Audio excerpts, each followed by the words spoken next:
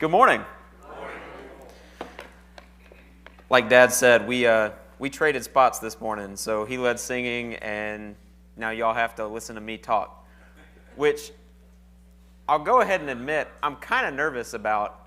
Not like in a bad way, just sort of in a I haven't done this in a while, and also even though I have a lot of friends that are looking at me right now, I also know that if I say anything ridiculous, they're going to hold it against me forever. So I'm kind of nervous just because I know everybody here.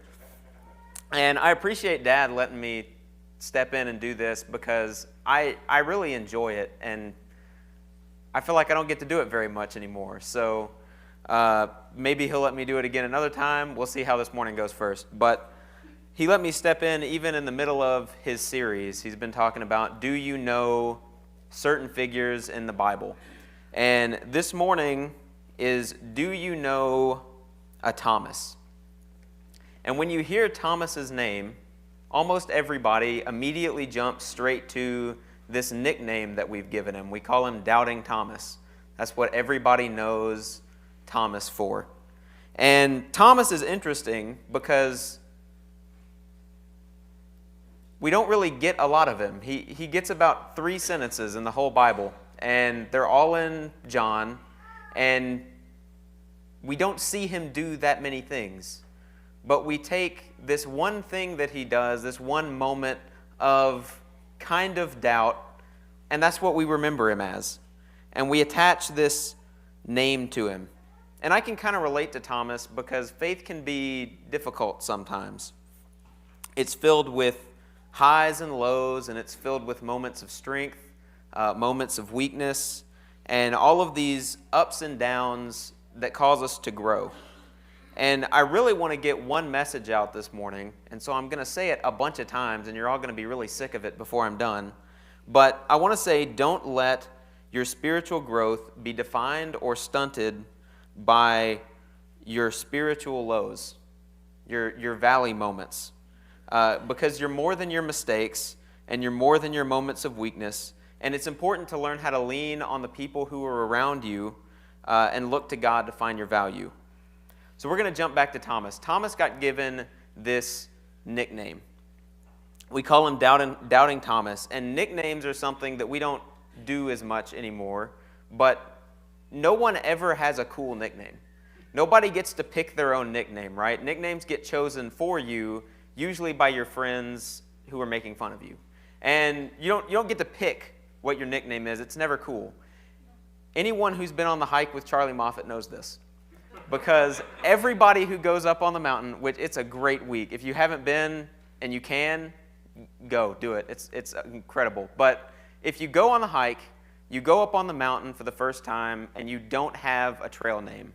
But everybody who comes down off of the mountain leaves with a trail name. And it's never the trail name that you want it to be. It's always something embarrassing or something dumb that you did or something silly that you said. And it's always like it takes the lowest moment of the hike and it makes you remember it forever.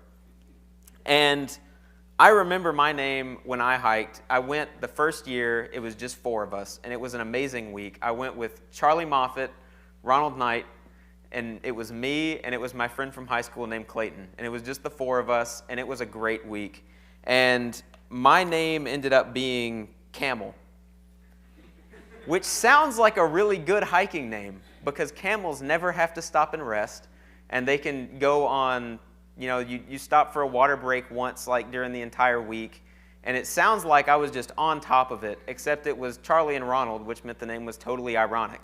They called me Camel because I had to stop for a break every 7 yards. I don't know how I even made it off the mountain. It was terrible. I was so out of shape that week, and I think everybody was even sharing water with me the whole time. It was a struggle. But that's what, it doesn't get to be a cool name. It's always the name that makes you remember your lowest moment on the hike in a good way, because then you can tell the story. My friend went with me. His name was Clayton. I'm pretty sure his name ended up being Sawmill, and we called him that because somehow he outsnored Charlie. He was louder than Charlie was, which meant that me and Ronald didn't get to sleep the entire week because it was just Charlie and Clayton, and they would snore and keep us awake the whole time. So nicknames aren't something you get to pick. Anybody who goes on the hike, you get it. There are way worse names than the one we got, so I felt fortunate. But you don't get to pick your nickname. And Thomas didn't get to pick his. And if Thomas had restrained himself to being remembered by that one guy who doubted, he wouldn't have been able to grow closer to God. He would have trapped himself in that one moment and said, I had a low moment here, and that's going to stick with me forever.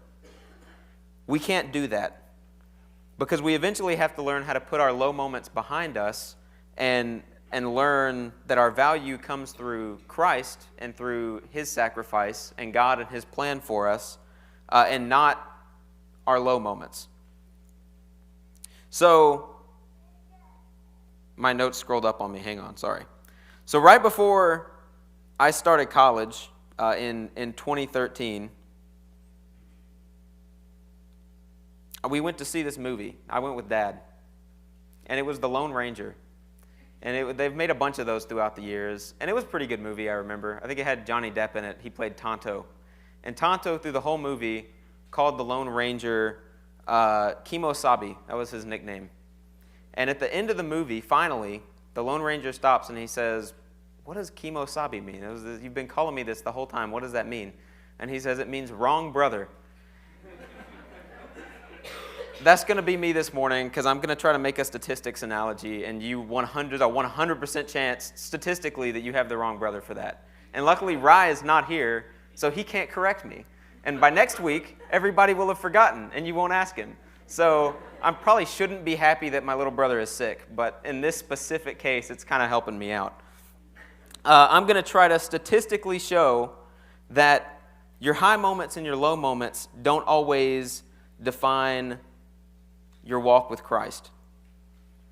And it can be hard. I struggle with some of this as well. I'm always trying to be good enough, and you find out that you can't really be good enough for God because you've already messed up, right? But on the other hand of that, you also can't be not good enough because it doesn't have anything to do with how good you're doing. It has to do with forgiveness, and it has to do with the sacrifice of Christ. So the question this week is, do you know a Thomas? And the answer is yeah. You do know a Thomas because you are a Thomas.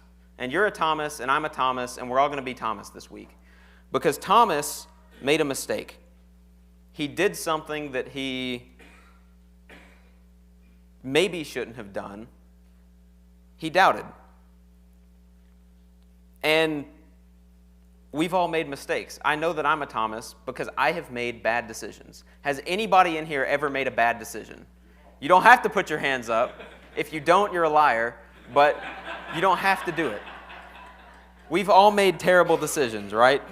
Now, some have been worse than others. I'll make a bad decision this week. It may not be as bad as one that I made in the past, but the question is, do you hold on to your bad decisions? Or are there ones that stick with you and won't go away? Someone else hold it against you? Do you hold it against yourself? It's up to you. I grew up here, which meant most of you were around to witness a lot of my bad decisions. So I have to live with that while I'm up here trying to talk to you. But bad decisions are an important part of life. I'm going to use a Mark Twain quote. He said, "Good decisions come from experience. Experience comes from making bad decisions."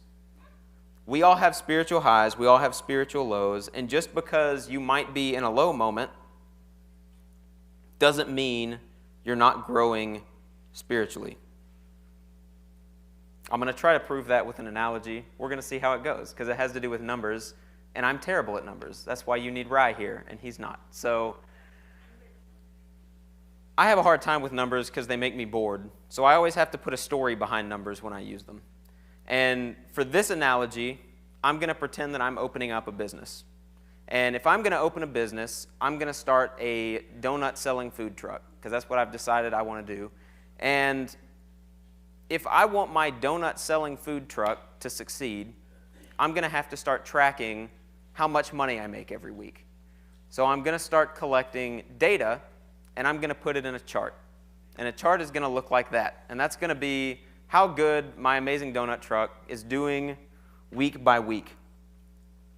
Now, when you track numbers like this, you kind of look in what you would call have a positive trend, as this one is, where my donut truck succeeds greatly, or it's going to be the opposite and more realistic version, where it trends downward and tanks because you find out that I'm also the wrong brother for baking, because Rye does all the baking. So you look at these trends and you notice really quick that even though the chart slowly rises and goes up, it still has low moments, doesn't it? It doesn't only go up. It goes up, it comes back down, it goes up again, it goes back down. It has highs and lows, and it has peaks, and it has valleys. And we call those variations. So if you look on the chart, and I love this little laser pointer, this is really cool. If you look on the chart, you'll see these little high dots. Those are going to be high points, and you have these little low points, and you have no idea what could cause them. It could be any of 100 things. You're going to have high points on days when I can talk Ryan into coming and working on the truck with me because he can actually bake, and you're going to have low points on every other day when I have to do it myself. So you're going to have really good days, you're going to have really bad days, and that's kind of just how life works. And that's how selling donuts is going to work too in this analogy.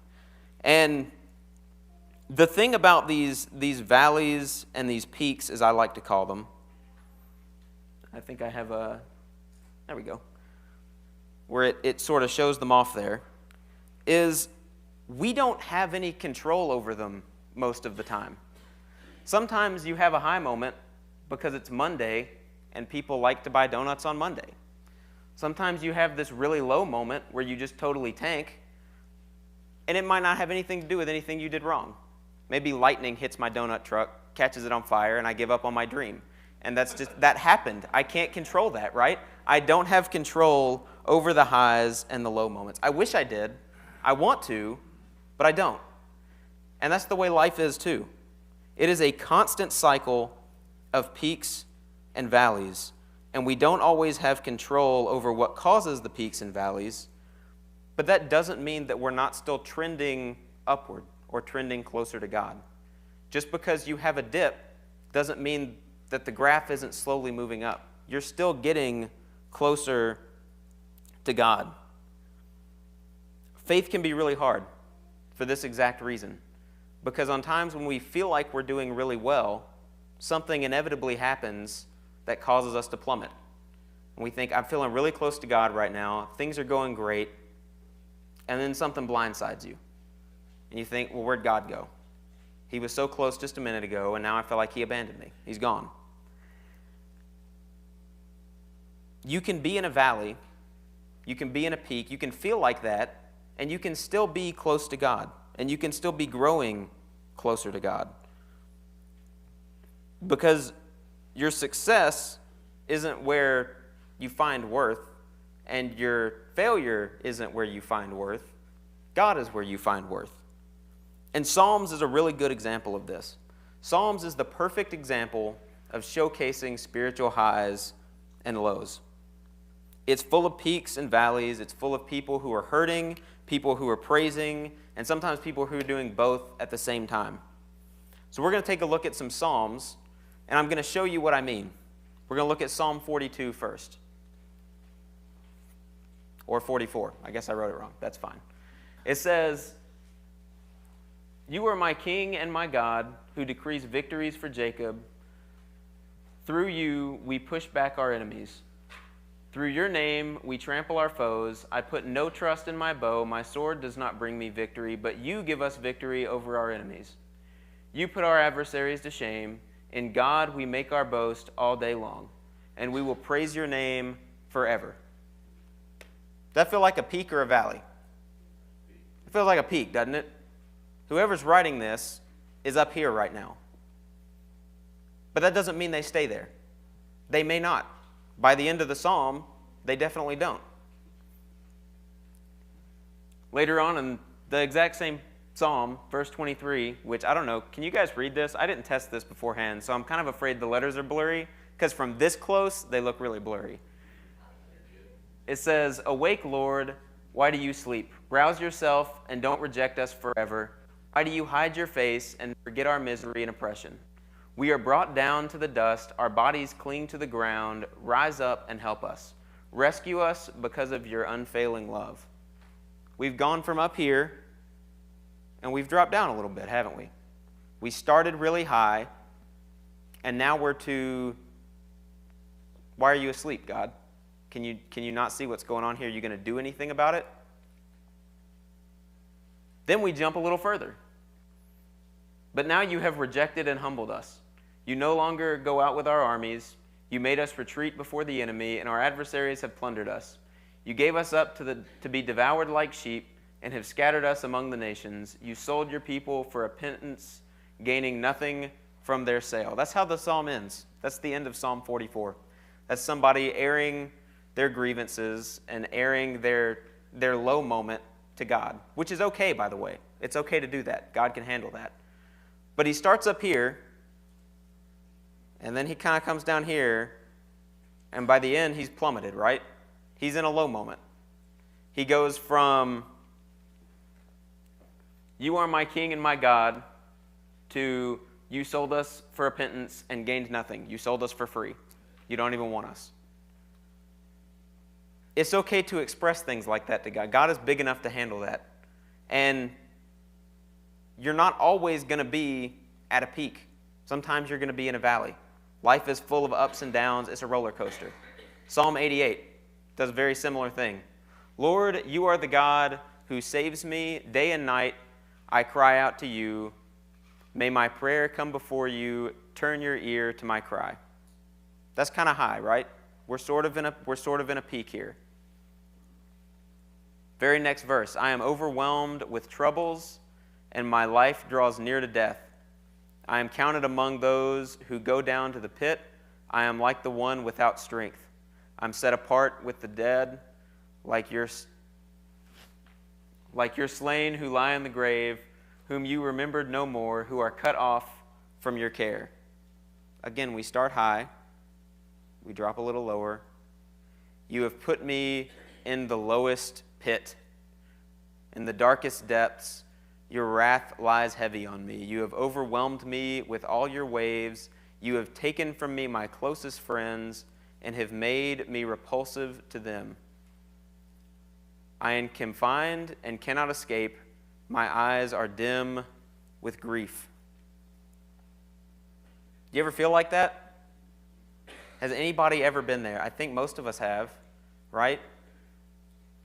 You're hurting, you pray, you look to God, you feel like you don't really get an answer. It's a pit. It's a low moment. It happens to everybody. But that doesn't mean that you can't be growing closer to God at the same time. Like the chart we were just looking at, you gradually grow closer to God. And that means that you have high moments and you have low moments. And a low moment doesn't mean you're failing.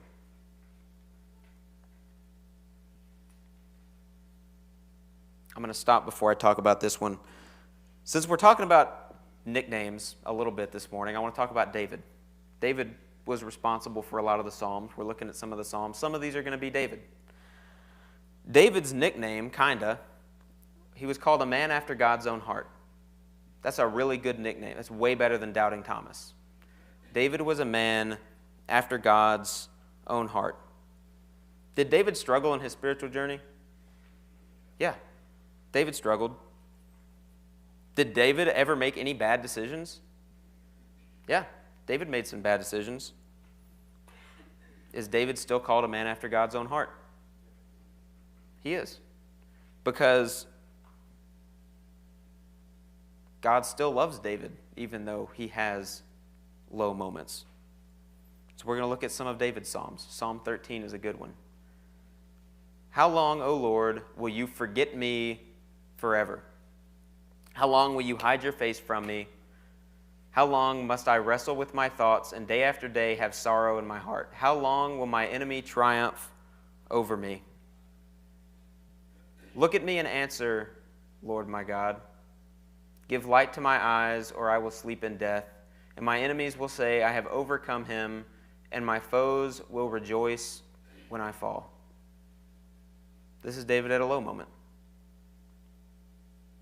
But I trust in your unfailing love. My heart rejoices in your salvation. I will sing the Lord's praise, for he has been good to me.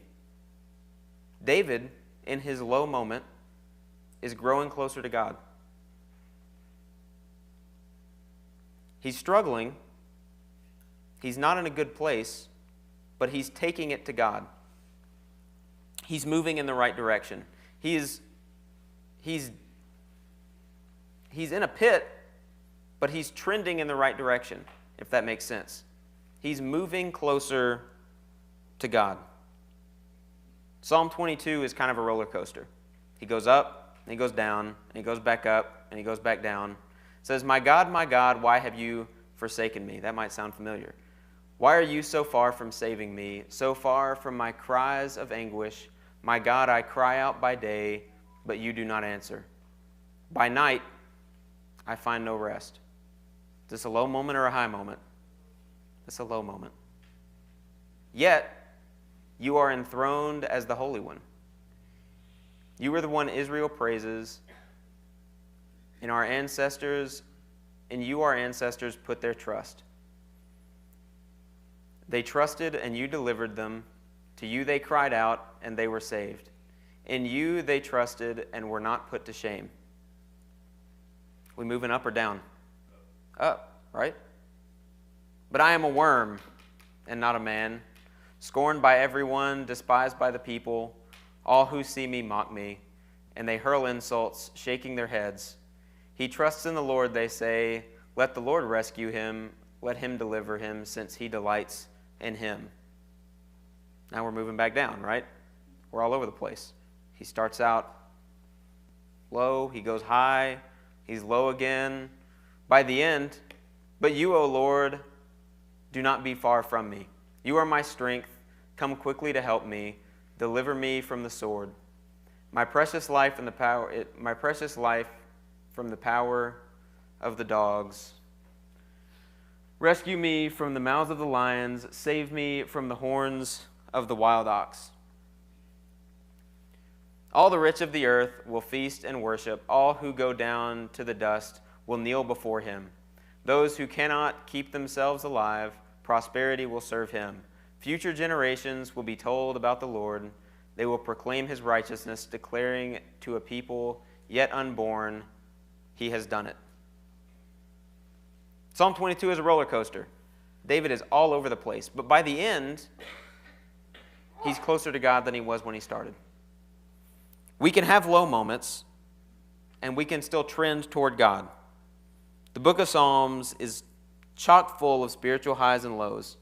People experience hurt, joy, and Psalms is great because it's essentially people writing down their prayer lives so that we can go back and read them. And we can say, hey, I relate to that. In our low moments, we probably will do the same thing that any of these writers do. We wonder why God's abandoned us. We feel forgotten. And sometimes when we pray, it feels like he's not listening. But he is. And those are spiritual low moments. Other times we feel heard, and we give God all the praise that we can squeeze out of our bodies, and we have spiritual high moments. These ups and downs and the highs and the lows, they're things that everybody experiences. Sometimes it happens on a really large scale, as something big happens in your life. Other times it's just trying to find God in your daily life. It's much smaller on scale. But you got to remember, your life's not going to be perfect. It's not going to be just this straight line directly hurling toward God. It's going to be messy. It's going to feel like a roller coaster. And there are going to be days when you don't feel good enough. There are going to be days when you feel like you can do everything. There's going to be days when you feel like you've made a really bad decision. There are going to be days when you feel emboldened to make really good decisions. But in Psalms, no matter how hard life gets or how low the authors are, they're moving the right direction because they're taking their problems to God. So we're going to jump back to Thomas real quick. Do you know a Thomas? Really, I feel like we know so little about Thomas. And in just one of the few instances we really get him to speak up and say anything, or we really have any substance of what he did, we slap a nickname on him that he is stuck with him for 2,000 years. He's trapped with doubting Thomas. I want to look at a very different example of Thomas. It's in John chapter 11. And Jesus is about to go to Bethany, where he raises Lazarus from the dead. We kind of talked about this a few weeks ago. It might have been last week. I don't think it was last week. But they're about to go to Bethany. And interestingly, they just came from Bethany, where all of the religious leaders tried to kill Jesus. They tried to stone him. And they get away, and Jesus immediately turns around and says, all right, we need to go back to Bethany. I need to go see Lazarus. And in verse 8, chapter 11, all of the disciples say, Rabbi, the Jews sought to stone you, and you're going to go there again? And then you have Thomas. It's later on. It's in verse 16. But he says, let us also go, that we might die with him. And this can kind of be taken two different ways. I was talking to JR about this yesterday. And you almost can feel an eye roll in that. Well, if he's going to go and get himself killed, let's just go with him. Or you could take it the other way and say, well, Thomas is really just that dedicated. He says, I'll go with Jesus because I'm willing to die for him. No matter which way it goes, Thomas went with him. He meant it. He was serious. Even if it was sarcasm, he's like, well, Jesus is going to get us killed, but let's go with him. He went. He did it. And then later on, when Jesus is crucified, all of his disciples scatter. They all run 100 different directions.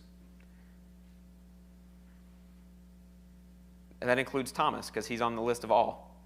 So you look at Thomas and you say, okay, well, was he sincere? Or was he just making that up? Were Thomas's words sincere? Was he really willing to die for Jesus? I would say that his words probably were sincere. Did his courage fail him? Yeah, he failed. But we do the same thing, right? We're sincere a lot of times when we talk about God. I mean, when you make that commitment, you do it sincerely, right? I don't think anybody in here didn't. But do we fail anyway sometimes? Yeah. It doesn't mean that we weren't sincere. It just meant that we made a mistake. We hit a spiritual low moment. It happens. What's important is that we're trending toward God. So I'm going to leave you with the same message that I started with, because this is really what I want you to get out of this morning. Don't let your spiritual growth be slowed down or stopped. Don't let yourself be discouraged just because you had a low moment. You can be more than the mistakes you made. You don't have to be good enough, whatever that even means. Lean on the people around you and lean on God, because that's where you're going to find your value. You're not going to find it in perfection. You're not going to find it in being the perfect Christian who never makes mistakes. It's just not going to happen. You're going to have highs. You're going to have good days. You're going to have lows. And if you haven't already embarked on that journey, if you haven't already accepted Christ into your heart, and you want to, I'll call you to do that now as we stand and sing.